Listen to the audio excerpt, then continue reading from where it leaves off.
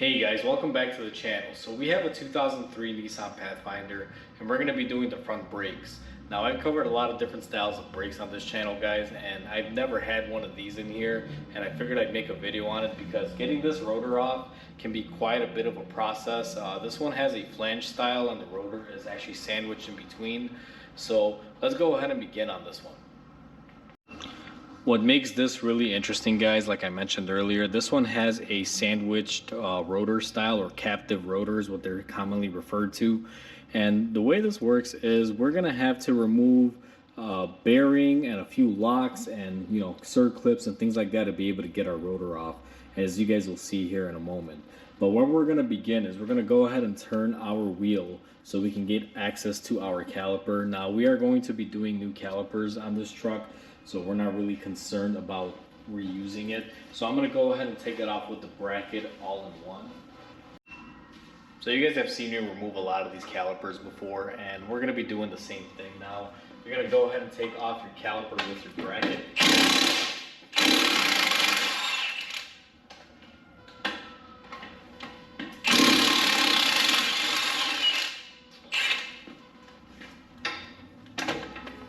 Now that we have that off, what you're going to want to do is grab your hook. Now, you guys will see a video on these hooks. These are my caliper hangers. These things are wonderful. You'll see them in an upcoming video if it's not out yet. It'll probably be out though by this time. Now that we went ahead and we got our caliper and bracket off guys, what we're going to do is remove our boot here on the end. Now, normally these will have some sort of mark where someone's been in here before. So right up here you can see it's kind of been hit before. So what I'm going to do is go ahead and kind of tap it in there, and typically they come off. They shouldn't bite you too bad. There is an O-ring behind here, and once I open up one side, I just kind of move along side to side and basically take it off. Now I'm already greeted with something I don't want to see. If you guys notice here, this stuff is pretty orange, and let me kind of zoom you guys in there. See how that's orange over there? That's usually something that is failing. Usually rust buildup or water's getting in here. That's what causes most of that stuff. So that's not really a good thing to see when I take this off. However, it can happen. And what I'm gonna have to do is seal it up really nice with some grease on my O-ring after I'm done servicing this. Now, one thing that you guys are gonna notice once we get to this stage, we're going to have a circlip that we're going to have to remove. And it is basically right here on the end. I don't know how well you guys will see, but you gotta remove this clip. Now, this is an external style clip. It's fairly easy to remove. You take your tools that you remove them and kind of hold them with one hand and get them off. And that's what they look like. You guys can see these are an external style. The circlip has been removed. Now what we're going to do is remove the little bolts that hold on this top hat. Now this part is what basically controls the four-wheel drive. When you lock it into four-wheel drive and the axle starts spinning and becomes live, all the power goes from the axle to this guy through these bolts and into your actual hub assembly. It's kind of the link between the two. So we're going to go ahead and take these off. Now these shouldn't be on there too tight. Sometimes they do season rust. Luckily for me, this truck's been taken care of. It's actually garaged, so there's not a whole lot of rust on here. Now once you get out those bolts and set them to the side, what you're going to want to do is get a small baby hammer or something, and we're going to basically want to tap it until it releases. Now kind of go side to side guys, and you want to hit it on opposing angles. As you pull out, if you guys notice, I'm kind of putting pressure pulling out as I'm giving it taps. Now once you get it cracked open, and you can see that it's opening up here. Let me zoom you guys in. You guys can kind of see how it's opening up, and I got some separation there.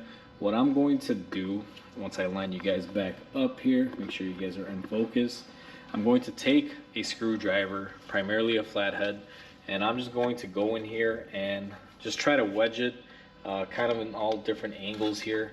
It should come off once you get 2 or 3 different angles in there. The reason why sometimes it can be stubborn is because it's held on the axle side and has to overcome that little circlip groove. That's what keeps it on there. Now let me just kind of wiggle it about here. They usually release, it just really depends, but I expect this one to fight me a little bit because of that orange dust. I don't see that coming off super easy because of that. So what I'm gonna do in this scenario is I'm gonna actually take my screwdriver and give it a couple taps and just kind of see why this thing is fighting. These aren't really that bad. Hopefully this thing is not rusted on there, because that would create a very bad headache for me. What I'm gonna do here is grab another screwdriver. Let me find one. So I'm gonna do the 2 screwdriver method, guys, where I'm gonna put one on one side and put one on the other side and just kind of push it back and forth. And as you guys see, that released it. So once we take this off, we can see more of this orange dust that's kind of accumulated in the system. That's not really a good sight to see. Like I said, water's been getting in here or something is wearing. I'm surprised if I'm gonna find grease inside the bearing, because look at how that's turning orange. Now, once we get to this stage, there's going to be a lock ring. You guys can see here. Let me see if I can position you guys a little bit better. And you have one Phillips screw here and one Phillips screw down here. You're gonna wanna have to remove those, and then you're gonna be able to get your lock ring off. If you don't do that, you'll never be able to spin off the actual assembly for the nut that holds it into place. So let me go ahead and grab my Phillips screwdriver, and these should come off. If someone impacted them on, sometimes they don't. What you want to do in that scenario is use your impact driver, and they usually will come off. Now be very careful. These screws are tiny, guys. You do not want to lose them, so make sure you definitely put them to the side. That way there's no risk of losing them, because I don't even think they make them anymore. Now you have your lock ring here. You can see it moving. You're going to take a magnet, and you're just going to kind of want to grab onto it and get it to come out of position. Once you get this to come out of position, this is the locker. You guys can see you have some teeth here and then a variety of holes depending how this will line up, so that way you can lock it down with those Phillips screws. Once we do that, we are basically where we want to be. Now this part, technically, you're supposed to have a specialty tool. You're supposed to have a socket that goes in here on these bigger grooves, and you can take it off. However, I don't have that, so I'm gonna grab some long needle nose pliers, and I'm going to line them up in there, and then I'm just gonna spin it. Now, most of these are pretty much hand tight, guys. You don't have to tighten these like crazy. If you're doing this job and you're going crazy on this center nut, you're basically ruining it. These are free floating bearings. They don't require a lot of pressure. A lot of them are very easy when it comes to the torque. Usually hand tight and a little bit of a quarter turn is good enough. And I'm gonna go ahead and spin off the rest of this here. Now this should come off. Sometimes they do tend to stick. Don't be surprised if you need your magnet to get it out of there, guys. So let me just kind of grab my magnet, and that's what your ring is. Now this is like a big screw, guys, or a big nut I should say, with corresponding holes. Very useful piece. Make sure you don't lose it. And you want to wipe off all of these pieces from the previous grease. Now once you get to this stage, you guys will notice there is a wheel bearing in there. Now this uses the old school style where you have a front and rear bearing, and what you want to do at this stage, and I'm going to do this so I'm not blocking you guys, is you want to pull out on it, and you got to be careful. Sometimes it'll fight you, and you want to remove your whole assembly. Now that we went ahead and we got our rotor assembly off, you guys are looking at the knuckle and the spindle. What you're gonna want to do on this, and you'll notice there's some previous grease that was on here. What you're gonna do is wipe off that grease. Let me get you guys kind of in on a side angle so you can exactly see what I'm referring to here. I just take a blue shop rag. You could use paper towels, whatever you have. And what you want to do is wipe off all of the old grease. We don't really need any of this here. We're going to be re-greasing this, and somebody used some sort of blue grease, which may be marine grease. That's incorrect. You're supposed to use regular wheel bearing grease or axle grease on these. So I don't know what kind of grease they put on there. Now, once you give this thing a basic wipe, what you're gonna wanna do is check out this area for any weird scarring or anything of that nature. Now, it's normal to see a little bit of a black mark there. What that means is someone at some point didn't really put a lot of grease there and it got just a tiny bit hot. But for the most part, you're going to get a little bit of wear in these areas. Here's where the rear bearing sits, and this is where the front bearing sits. As long as it's smooth all the way around, you're usually good to go. I don't recommend hitting them with anything. You definitely do not want to, you know, take a sandpaper or something to sand them down. All you want to do is just kind of run your hand around and make sure nothing will catch your finger. And if you don't feel anything, just leave it be. What I do is I also take some brake cleaner and I go ahead and I spray down my whole assembly here, and I'm just going to come in and wipe one more time just to make sure that there's no leftover grease. Now, if there's some leftover grease, it's not the end of the world, because we will be greasing this up again, guys. As a matter of fact, I'll grab my gun right now and I'll go ahead and spread some grease all over it. And what you want to do is I normally do a dab in the back and a dab in the front, and I just do one on each side here. Once you do that, that should be enough grease to kind of get you guys going on it. And what you want to do is make sure your gloves are clean or your hand is clean. Now, I wipe mine with brake cleaner, even though my gloves are dirty. They are clean technically. So I'm gonna go ahead and just spread this around here. I like to put some on this back side too, where the seal is going to ride, just so that way the seal has somewhere to slip on. And you're not looking to get real crazy here. Just want to give it a nice coating of grease so that way there's no issue. Now, some people don't like putting any of the grease on the threading. I try to put a very light coating on there, not a whole lot. And I also try to put some on my axle. Now, we cleaned it up with the brake cleaner. You guys remember this thing was orange. Once you do that, that's kind of how I prep it. And what we're going to do now is move over to the bench and start prepping the caliper and separating it. So I have you guys set up on my bench. Now, this is the whole rotor assembly that we took off in one piece. And what you're going to want to do is grab a flathead screwdriver, and you're going to want to go ahead and remove the outer bearing. Now, once you remove that, what you're going to want to do, and I do this step ahead of time, you could do it after, it doesn't really matter. I take my screwdriver. Now, you could use a seal driver or whatever it is that you want, but what we're looking to do here is there's a seal we got to remove. Now, I put a very little bit of the edge of my flathead on there, and I take my hammer and I just tap it, and that's how we get our seal out. Now, be careful, this one had some grease that was all over there, kind of flew. Now, I really do think whoever did this last, they put the wrong grease in here, guys. Just to kind of zoom you guys in, look at that stuff. It's pretty nasty. Now, it's probably colored blue, and in my head, the only type of grease that's usually colored blue is usually marine grease. And if you look at this stuff, it kind of holds its shape. It's kind of like Play-Doh. This should typically have wheel bearing grease, the red stuff. That's what I've always used.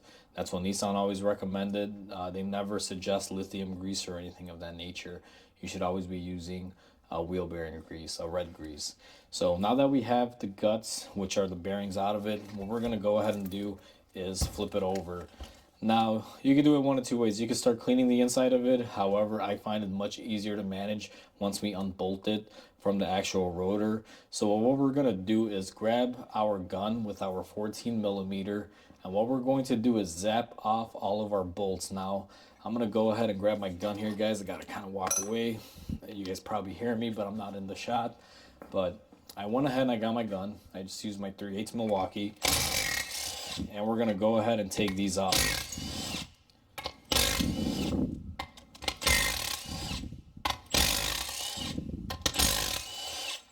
Now, once you take them off, you'll notice that you're getting these bolts out. And you want to be careful because they have little washers that go with them. So you want to make sure you grab these out of there too. Sometimes will stay with them, sometimes they won't. It just varies. I just take them off and I lay them off here to the side.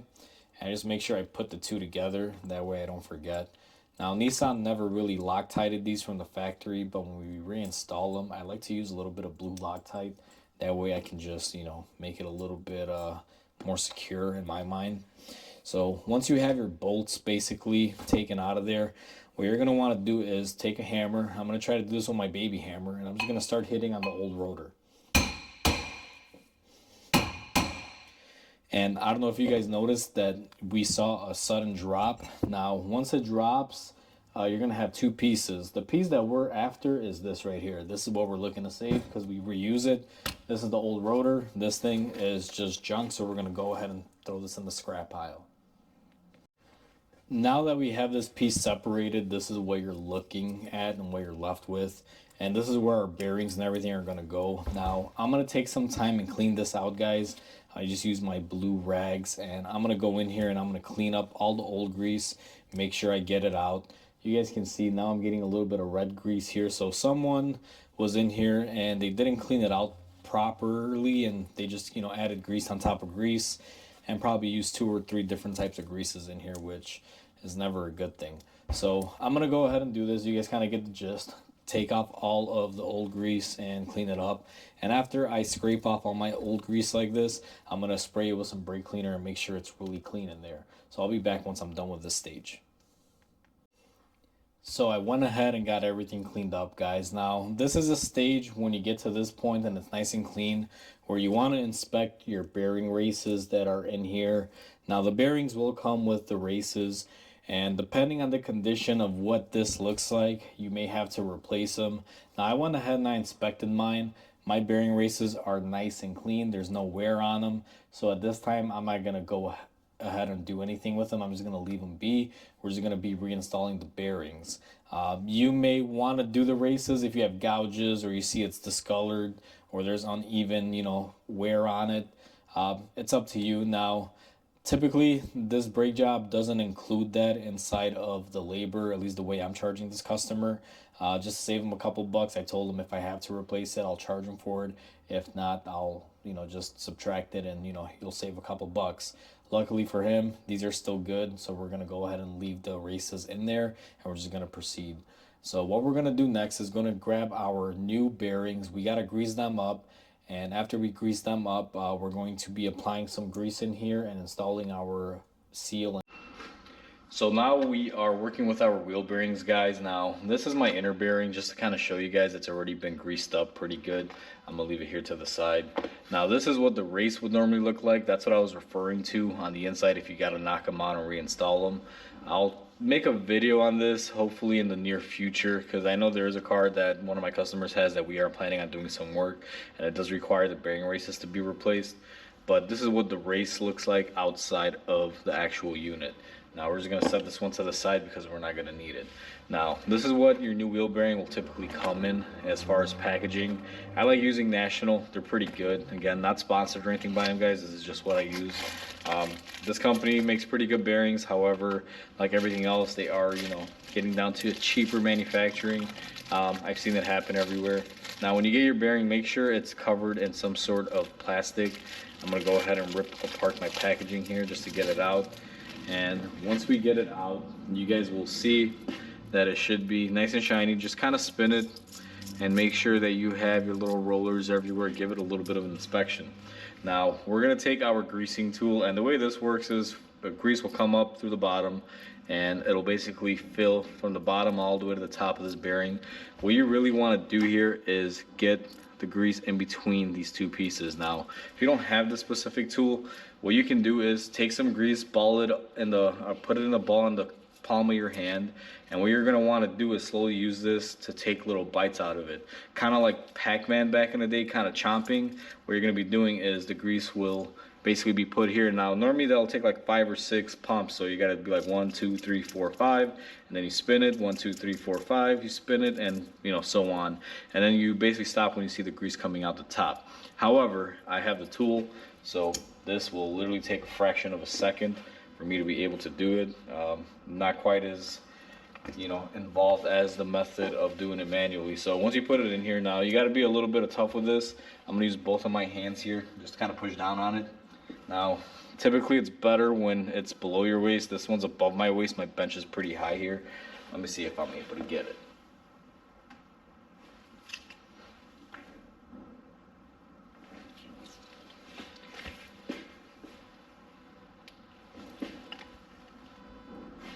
Alright guys, so I was able to get it. Now you guys can see grease started flowing out from the top of it. Let's go ahead and remove our adapter and tool here. Now this is a really messy way, whether you have the tool or not, guys. The tool helps minimize some waste, but you still get a lot of grease everywhere, so be mindful of that. Typically, I'm not a fan when I have to work with grease. simply because this stuff gets everywhere and you always got to keep wiping your hands. I always go through shop towels like crazy. So now that we got our bearing out, you will see, and it may be a little difficult, but you guys can see that there is a nice layer of grease in there, and that's what we're looking for. Now we got our hub unit or four-wheel drive unit. I don't know what they really call this, but I just call it the hub.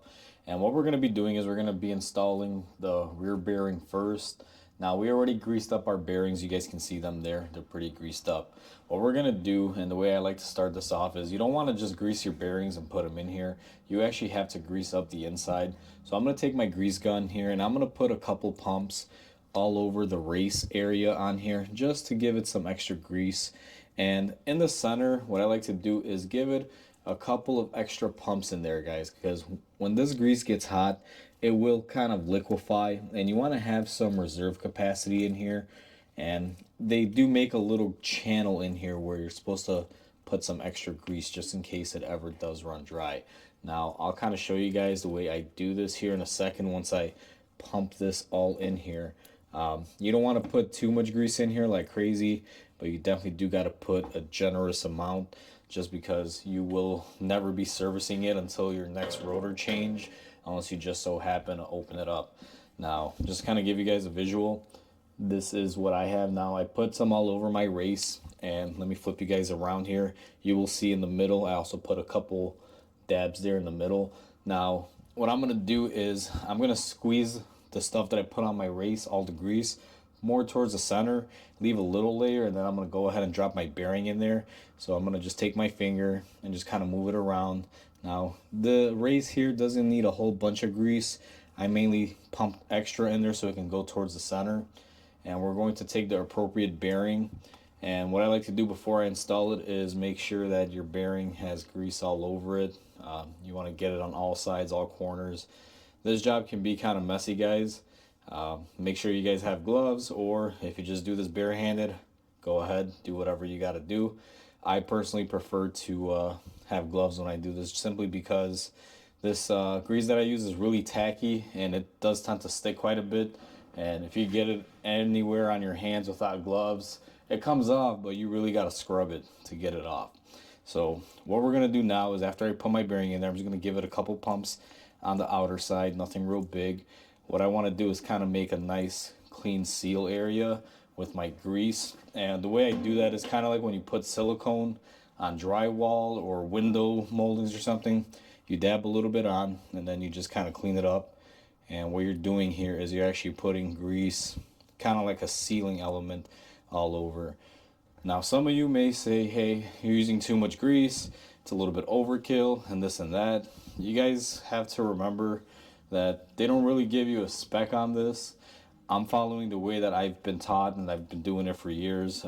This is actually the method that we were taught at the dealer. Now, I used to be a former Nissan tech, as most of you will know, and this is how they instructed us to do these, and this is how I've always done it by, pretty much since the beginning. It's by the book according to Nissan. So once you get to this stage, what you're going to want to do is go ahead and grab your seal. Now, this seal needs to be pressed in here, guys.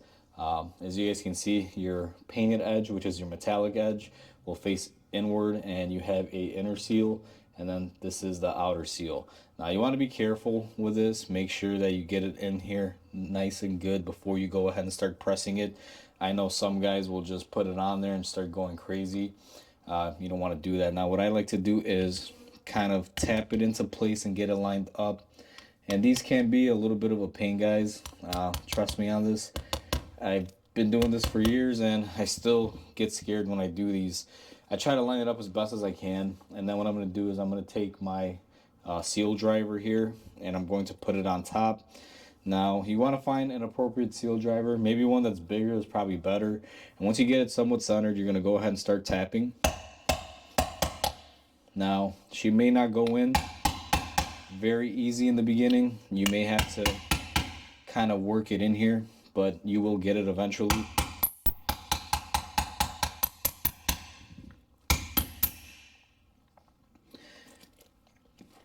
Now, I'm just looking it over, making sure that everything looks good, and I'm happy with this. I do got a little bit of a high spot here. Let me just go ahead and level that out. And you don't want to beat on this directly, guys, because you don't want to damage the actual sealing surface, because this does have a flap here that will seal. So you want to be very careful with that.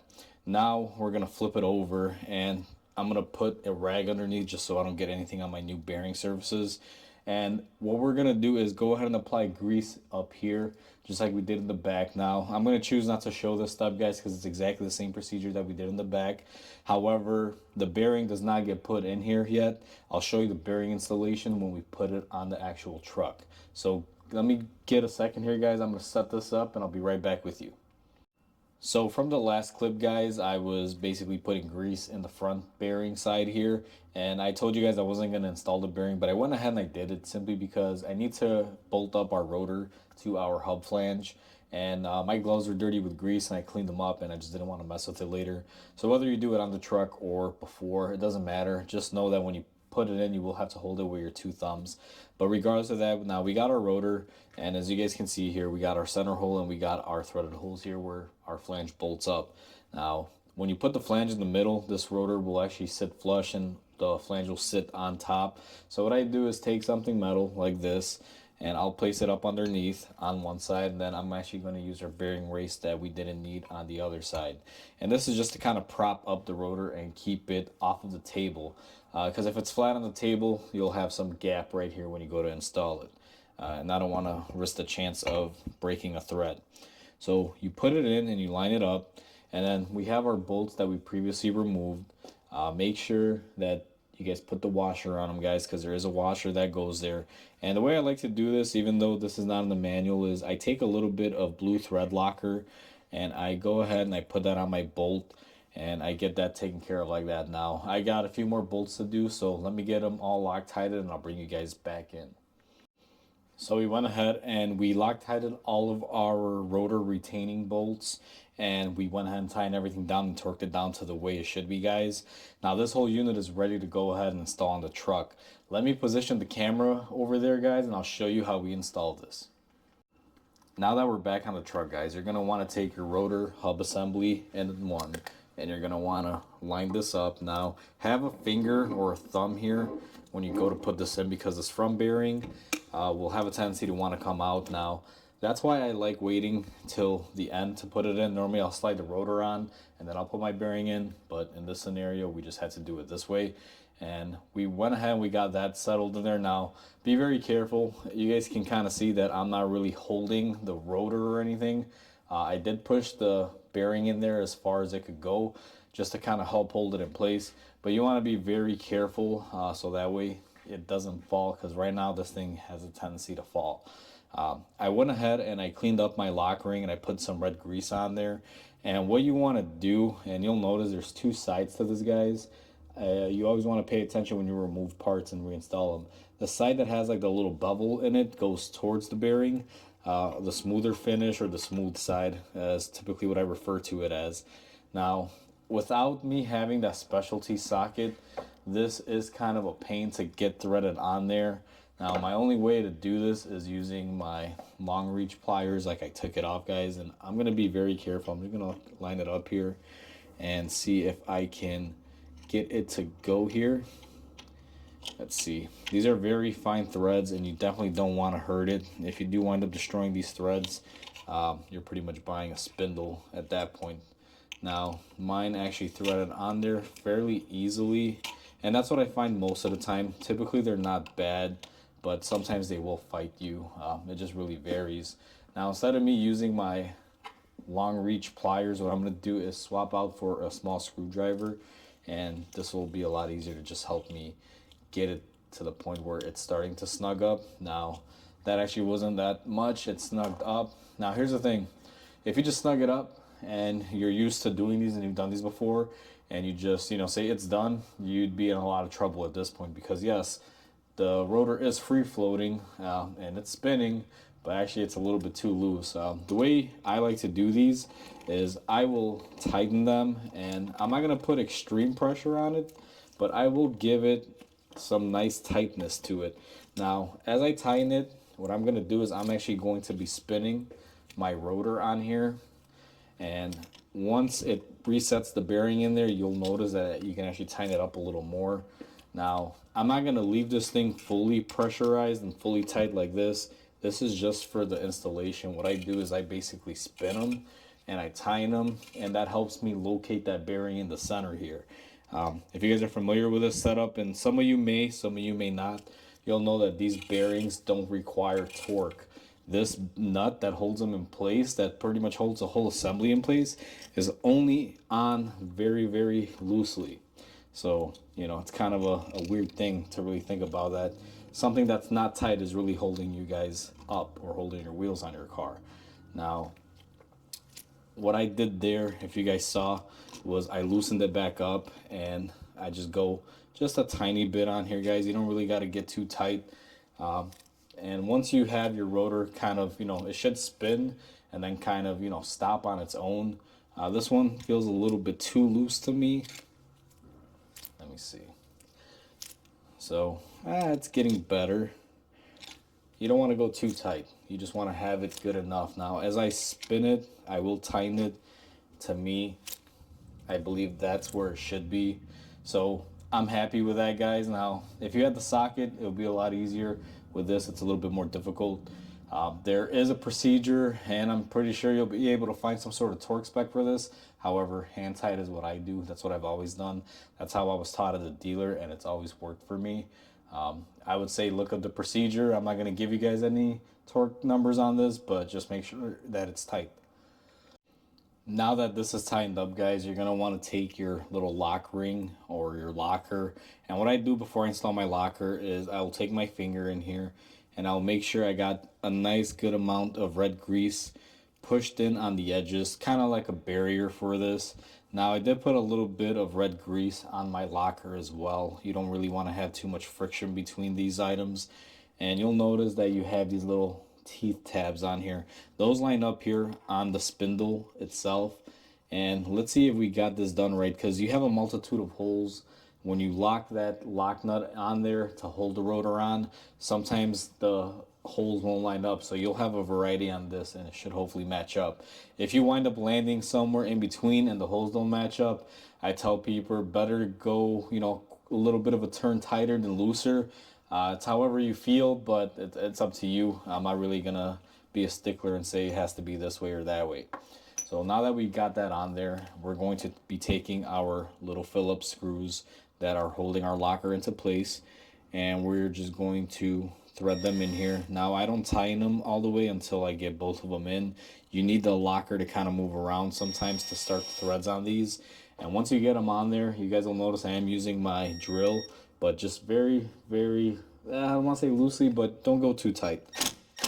That's tight enough right there, just 2 little hits. And there you go. Those screws are not in there to really hold anything by force, as long as they don't back out, which in theory they shouldn't. They're just there to make sure that centering ring doesn't move. It'll keep it down in place. Now, once you got that step done, what you're going to want to do is take your hat for your flange. Now, previously this was orange. I cleaned it out and I put a little bit of grease on there just to, you know, give it a little bit of a barrier in case water gets in there. The reason why I think it was turning orange is because water was getting in there and reacting with the metal, and that's why we were having that issue, guys. And once you put that on, you're just going to take your little nuts that go on here, and these don't have to be really, you know, like super tight. These just kind of hold it all together, and like I said, they usually help transmit the power once you lock it in.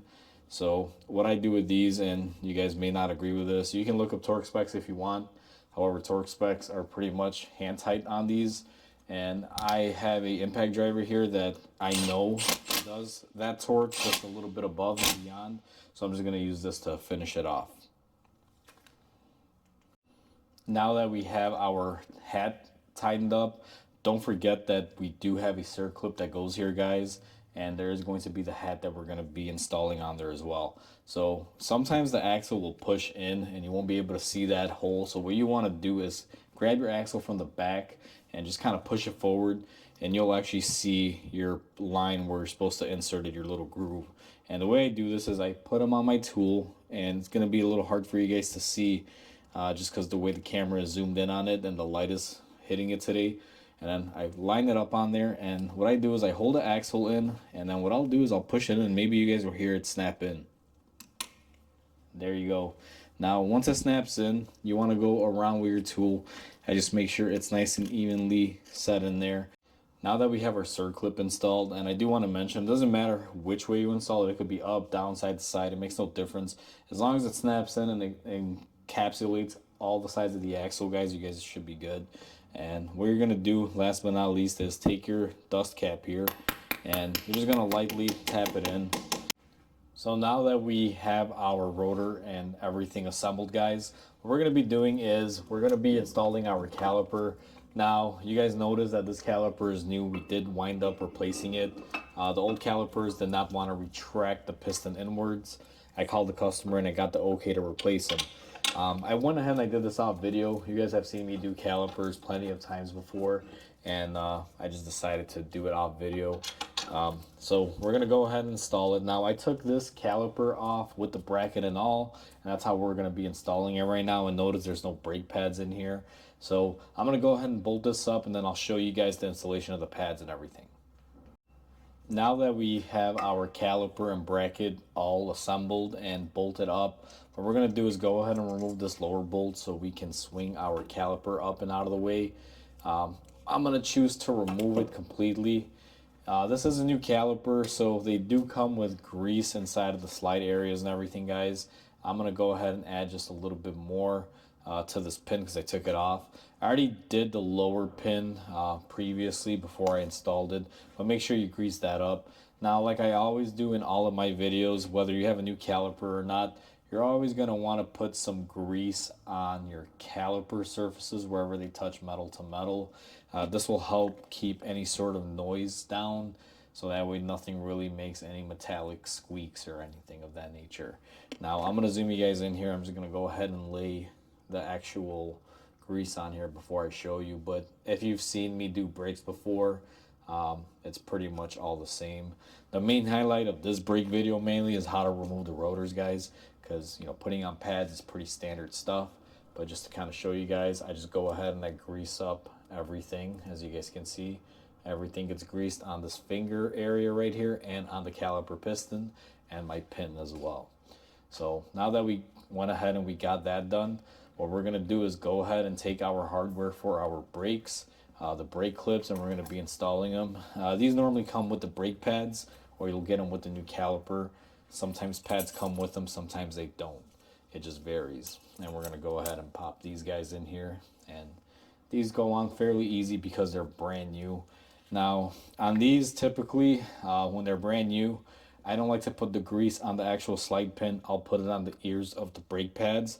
So I'm just gonna take my grease and I'm just gonna grease these little slide areas here really quick. It doesn't take a whole lot of grease here. You just want to have enough for them not to seize in there. But realistically, this thing will not seize because these brakes are pretty much all brand new. You got a new caliper, you got a new rotor. I mean, everything here is brand spanking new, guys. These clips sometimes can be a little bit of a nuisance because they do have like a little spring here that you kind of got to push to be able to get them in. Now Nissan pads will have these wear tabs on either side of the pad, so both pads will have a wear tab. Realistically, I try to keep them opposite of each other, so the inboard one I put on one side and then the outboard one is on the opposite side. It's like this on all pads. They all have a wear indicator on them, so just be mindful of that. Now we're going to take our caliper and we're going to go ahead and slide it in. Make sure that you get your dust boot in all the way, because if you don't, that can be problematic, guys. And now this is the tricky part. These brakes use a spring system, and let me actually show you guys what those are like. So you have these springs that help keep the brake pad away from the rotor, kind of like a release spring. These can be very tough because once you put them on there, they're going to want to push the pads out. And when you do this, you got to kind of work it really quick. Now, I'm going to do this for you guys on the video. It may not be the greatest here because my hand may be blocking it off, but I went ahead and I put my top one in there. Now I'm going to kind of hold the top here. And I apologize, guys, because this video is probably not going to be the greatest. my lighting has been kind of messed up this week. I've had a few lights that went out, so it's a little bit dimmer in the shop, and I'm trying a new backlighting approach. But once you put those in there, what you're going to want to do is lower your caliper on it. And if you let go of your pads at this time with those springs in there, guys, you are going to be in a world of hurt. So you just want to be very, very careful with it. Alright guys, so I couldn't show you guys the pad installation with those little springs. They were fighting me and my hand was kind of in the way like this, blocking the camera, and you weren't able to see anything. So I did them off camera, but the way you're supposed to do it is hold the pads together, put the springs in, and then basically, you know, lower your caliper on top. You'll see a portion of it to a certain point, and then I kind of just stopped the camera. So be mindful of that. After you do that, you just bolt up your caliper and you're all set. Now, I did replace my calipers here. I already bled these off camera. There will be a video on my channel on how to bleed brakes with a power bleeder. So check that out if you kind of want to get an idea of how I do that. And once you do that, you're pretty much all set. Only thing left on this is put the tires on it and, you know, do a test drive and roll it down the road, and she'll be all set. So, you know, this one's pretty much done. Now, the highlight of this video is not necessarily how to replace the caliper or the brake pads. It's mainly on these rotors, guys. I go into a lot of detail on the rotors. That's the whole point of this video, not really a brake video. So if you find yourself doing this specific job or something similar to this, hopefully this video helps you guys out when you do that. So with that said, please comment, like, and subscribe, guys. It definitely helps my channel grow, and I definitely appreciate it when you guys comment and like my videos. That definitely helps me out. So thank you for that, guys. You guys are definitely awesome. And I just want to say, hope you guys have a wonderful day, and I'll catch you guys on the next repair.